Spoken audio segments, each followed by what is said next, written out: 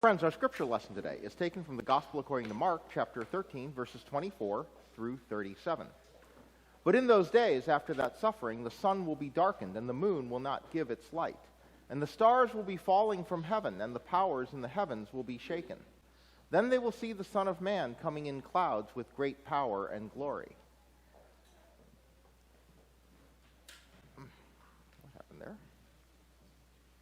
Then he will send out the angels and gather his elect from the four winds, from the ends of the earth to the ends of heaven. Slow. From the fig tree, learn its lesson. As soon as its branch becomes tender and puts forth its leaves, you know that summer is near. So also, when you see these things taking place, you know that he is near, at the very gates. Truly, I tell you, this generation will not pass away until all these things have taken place. Heaven and earth will pass away, but my words will not pass away. But about that day or hour no one knows, neither the angels in heaven nor the Son, but only the Father. Beware, keep alert, for you do not know when the time will come. It is like a man going on a journey when he leaves home and puts his slaves in charge, each with his work, and commands the doorkeeper to be on the watch. Therefore, keep awake. For you do not know when the master of the house will come, in the evening, or at midnight, or at cockcrow, or at dawn. Or else he may find you asleep when he comes suddenly. And what I say to you, I say to all, keep awake. Well, one of the things about me is that when I see an article and it says spoiler alert, I actually will click every time. Because I like spoilers. I happen to enjoy spoilers. The only thing I don't like spoilers on is I've never understood watching a sporting event that's recorded. So, I'm not going to watch the Super Bowl on Monday, all right? That's just not my thing. But when it comes to TV shows, movies, I love knowing what's going to happen. So I will usually read the synopsis. I will read the spoilers before I go to the theater. I like knowing what's going to happen. I dislike tension in movies. I don't like not knowing what's going to go on. I will tell you, for me, for one thing, is I don't care what happens, what level of violence there is, that kind of thing, but if the dog dies, I'm not watching the movie. Okay? That's my line you can't cross. The dog has to make it. All right? And so one of the things about that is it allows me to watch movies many times. So I'll watch them over and over, and it doesn't matter. I know what's going to happen, but I just will enjoy watching it over and over and over. Like I've probably watched You've Got Mail 100 times. And the thing about it is, when I've seen the movie already and I know what's going to happen, it actually allows me to focus more on how the story is going to unfold as opposed to worrying about what is going to happen. And when I know what's going to happen and I see the movie again, I'll notice little clues, I'll notice little things that happened earlier in the movie that kind of foreshadowed the ending. And I'll look at it and say, oh, I should have noticed this. I should have seen that this is the way it was going to go because of that scene that was early on in the movie. And so actually knowing the end allows me to focus on the how rather than the what. I'm no longer worried about what's going to happen. I get to have my focus on how the story is going to unfold. Now, I'm saying that because this is the first Sunday of the church year. I mentioned this last week, that the church year begins with the first Sunday of Advent, which is four Sundays leading up to, and in this week, including Christmas Eve. This year, including Christmas Eve. And so this is the start of the church year, and so you'll notice that the gospel lesson switched over to Mark. That it's on a 3-year cycle, and 1 year that it focuses on Matthew, then it focuses on Mark, then it focuses on Luke, and then it starts over again, and the Gospel of John just gets thrown in at different times during each of the 3 years. But today's gospel lesson was from the Gospel of Mark, and that's where most of them will be until the beginning of next Advent, which will be Thanksgiving weekend in 2024. And it doesn't start the year with the beginning of the story. All right? We go back to the beginning of the story next week. But the church year actually starts with a story every year from near the end. All right. And so it's giving you the spoiler. It's telling you how it ends up. And so you end up with this passage for the first week of the year where we're all the way toward the end of the Gospel of Mark, and Jesus is talking about this far off time when there's going to be a lot of stuff that happens in the world that you're not really pleased to see. After that suffering, the sun will be darkened, the moon will not give its light, the stars will be falling from heaven, and the powers in the heavens will be shaken. And it's warning us of this difficult time that's going to happen. And a lot of people believe that what Jesus was doing was giving his followers a metaphor for the persecution that they were going to endure as followers of Christ. And so it's going to seem really bad. All right? The situation is going to seem almost hopeless. And he's trying to say, don't worry about it when it does. Right? Because a lot of us tend to believe that our suffering is somehow related to a problem in faith. It's one of the biggest issues that you have in faith communities is people believing that their suffering is a result of a faith problem. And we need to remember that suffering and tumult in our lives is not a sign of God's absence. And it's easy for people to think, I hear people say this, that they're in a really troubled period in their life, and they say things like, oh, it feels like God has abandoned me. But that's not true. It's a very human instinct, though. In the Scriptures, you hear a lot of characters who are going through a bad time, and they say things like, oh God, why are you so far from me? You know, why have you left my presence? And Jesus is preparing us to see those times differently. And what he says is, he says, from the fig tree, learn its lesson. As soon as the branch becomes tender and puts forth its leaves, you know that summer is near. That there are certain signs that we will see even in the midst of our troubles, that God is still there. Certain signs that will get you through the time. For example, right now, today, I have a sign that I look at all the time that gets me through winter. It's 70 days until spring training. Pitchers and catchers report in 70 days. That gets me through, all right? So I'm reading, will the Cubs sign Shohei Ohtani? I'm reading stuff like that. It gets me through. And that's something that allows me to persevere through winter. Now, here, Jesus says, when you see these signs, you know that summer is near. And just as it is in English, in the Greek, that word for near has two meanings, of being proximate in both time and place. Okay, so something can be near in time and something can be near in space. And so Jesus gives this example where he talks about the fig tree, and then he talks about the gates. He says, when you see these things taking place, you know that he is near at the very gates. So he's talking about physical proximity. So he gives us two examples, one of which is an example of Jesus being near in time, and the second of which is Jesus being near in space. And when he uses the word when, it really should be heard like the word whenever.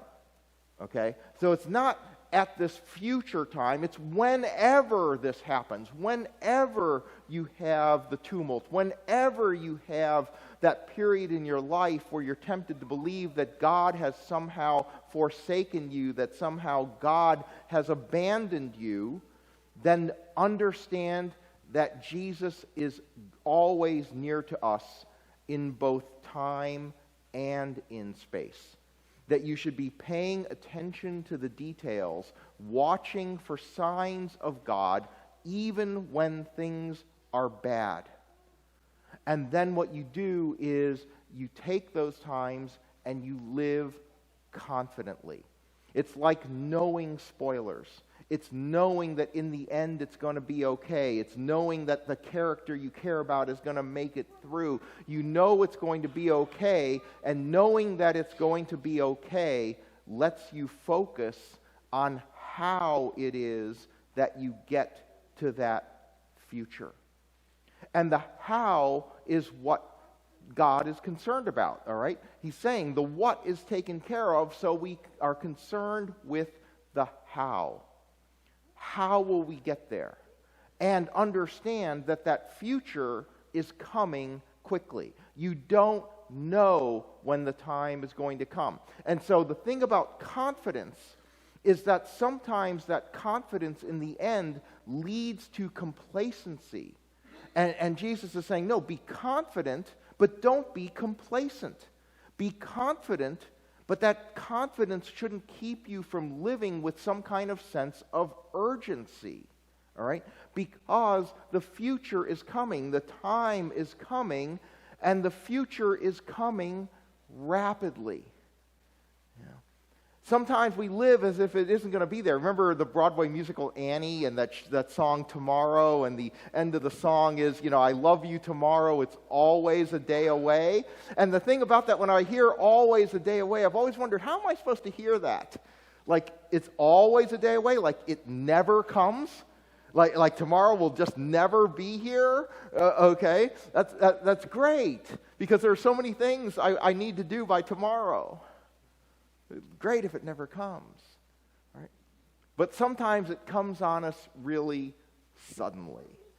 How many of you as parents have ever heard your child say something like, I can't believe that my assignment is due tomorrow? And then as the parent, you look at them and you say, but didn't you know that like 2 weeks ago? You were given that assignment like 2 weeks ago. You had the syllabus back in September.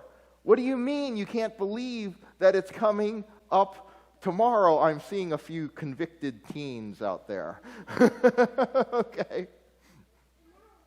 But even though we know it's coming, sometimes there's a little thought process going through our mind that keeps us from doing what we know we need to do. And it reminded me of this little piece from You're a Good Man, Charlie Brown, where Charlie Brown is wrestling with a book report that's due.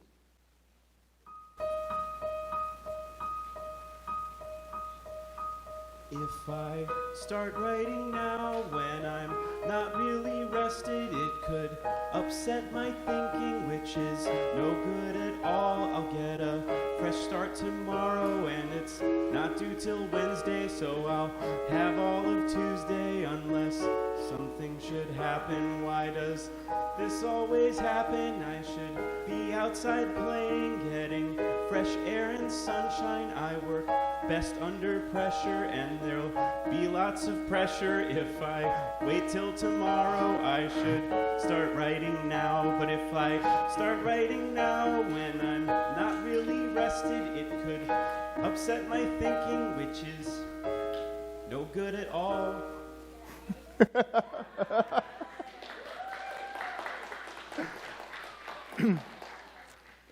That is the decision process of so many of us, all right? But at the end of the day, I think what you need to do is make decisions today that you will wish you had made, all right? Project into the future that he should write the report, and on due day, he will be happy that he did it. One thing I've mentioned to a lot of folks is that a few months ago, I started Pilates. Okay, so I started taking Pilates classes like 5 months ago. And it wasn't about, trying to be fit right now, okay? It was actually about realizing that, being several years into my 60s, that when I hit my 70s, it's going to be something I wish I had done, all right? That when I get to my 70s, I'm going to say, oh, I wish I had done a little more work to be more fit, because it's not about, being ripped or anything. It's about having core strength and flexibility, and I'm just thinking in terms of when I'm in my 70s, I don't want to fall and break a hip, and doing Pilates now will help with that. And so I'm making a decision now because I know it's the decision that a decade or two from now I'm going to wish that I had made. And I wonder in your own lives if you could come up with a list of things of that nature. I mean, as you move forward in life, will you wish that you had sought an experience? Will you wish that you had maintained a relationship that you let slide? Will you wish that you had attempted an endeavor of some kind? Will you wish that when you had the idea back then, you had actually acted on it? Because we have the ability in our minds to project forward and look backward from that imagined future. And that can guide us as to what we should do now, because the reality is the window to do it often closes. And it often closes faster than we realize. And when it does, when that window closes, all of those hopes, all of those desires, all of those somedays actually turn into laments. See, I don't lament anything I never did that I didn't want to do in the first place. Okay? That becomes congratulations, you avoided it your entire life. Okay? But what you lament is the thing that you thought you might want to do, that hope that you had, that desire that was buried within you, and you never acted on it before the window closed. It becomes the lament of, when I had the chance, I should have given it a shot. And the reality is that the future is coming quickly, and it is a future in which we understand that God will be with us, a future that we can live into confidently. But as we go forward into that confident future, we need to be focused on the how more than the what. And focusing on the how, because Jesus has taken care of the what, tells us to be alert for the things that we ought to be doing now, that God wants us to do. And Jesus says, what I say to you, I say to all, keep awake. Keep awake. Keep alert to those things that might be happening. Because I don't know about you, but for me, sometimes I feel like 2023, I feel like I took a nap in March and woke up and it was October. And that happens so often. It's like, where did the time go? You know? I blinked and the time was gone. And in that time, maybe there were things that could have happened, things I wanted to have happen. And for some of them, the opportunity is still there. And for some of them, the window has closed. And so we need to make the most of those opportunities. We need to stay awake. We need to keep awake and be alert to those things that are around us that we could be taking advantage of, trusting that the what has been taken care of by God. And so we are free to focus on the how as we move forward. That we can make the most of those opportunities, make the most of those things that could be, and going into that future not scared but confident. Because no matter how dark things look, no matter how badly things may look at times, Jesus is near to us in both time and in space, leading us forward into a future that God desires for each of us. Amen.